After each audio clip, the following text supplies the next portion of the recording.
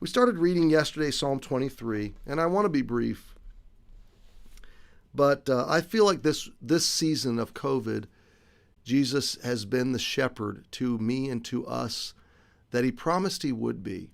And I hope that this week, especially, that in between maybe the cooking, the baking, the celebrating, the opening of gifts, the FaceTime calls with friends and family near and far, I hope that you'll find some quiet time.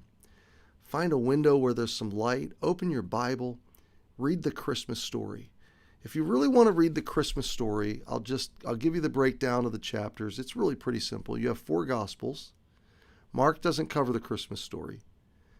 John covers the cosmic view of Christmas. The Word became flesh, dwelt among us. Before the world began, the Word existed with God. The Word was God. In the beginning was the Word. Luke 1 and 2 cover the Mary, for the most part, the Mary side of Christmas. The Zechariah and Elizabeth and the story of John the Baptist. The angel appearing to Zechariah saying the Messiah is about to be born and you're going to have a son and he's going to be the forerunner. And then the angel appearing to Mary, telling her she's going to be great with child. Mary, questioning the angel. And then later in chapter 2, the journey to Bethlehem, the angels on the hillside, the shepherds. And then later in chapter 2, Simeon and Anna at the temple. Matthew, so Mark doesn't cover, John the cosmic view, Luke 1 and 2, the Mary side of things, and the Bethlehem side view. And then Matthew covers Joseph's story, and then the Magi, and then the journey to Egypt. So that's kind of how the Gospels sandwich the Christmas story together. And but I hope you'll meditate on it and truly lay out your heart before the Lord and let him, as Psalm 23 says, let him be a shepherd to you. Remind yourself this year of how you have truly not been in want. Like me, you may have been in some worry, but not want. He's met your needs, hasn't he? He's met mine. Right now, he's making us to lie down in green pastures. He leadeth me beside still waters. Wherever you are, God's rolling out a green pasture before you.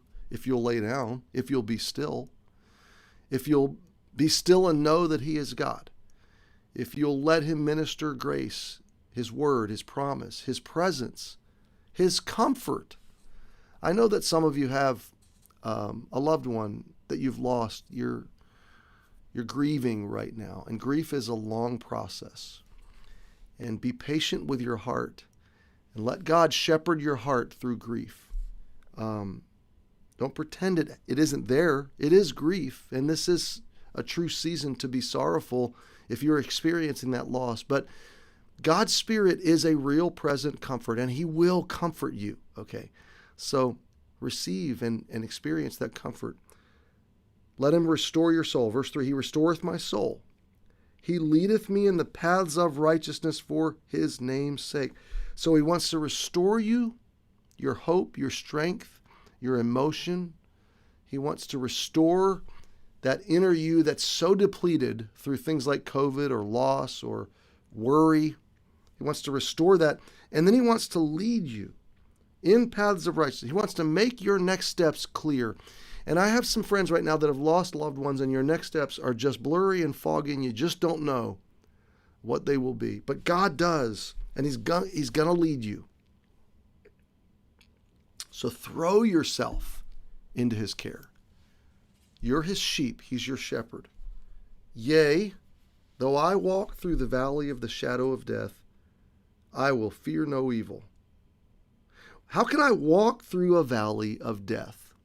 How can I walk through the valley of the shadow of death, a dangerous, difficult valley in life, and not be afraid? Well, because thou art with me. It encourages me to think there's so many people maybe that watch this that I wish I could visit you. I wish I could come see you. I wish I could sit with you, but I can't. But he can, and he will, and he does. And that encourages me because I know he's done that with me, and I know he'll do it with you. Thou art with me, thy rod and thy staff, your authority and your protection, your presence comforts me. We're going to hold there. You have a shepherd. He's with you. And this Christmas Eve, whether you're celebrating with family and friends or whether you're alone in grief, you have a shepherd that will restore your soul, and he will walk with you through this valley.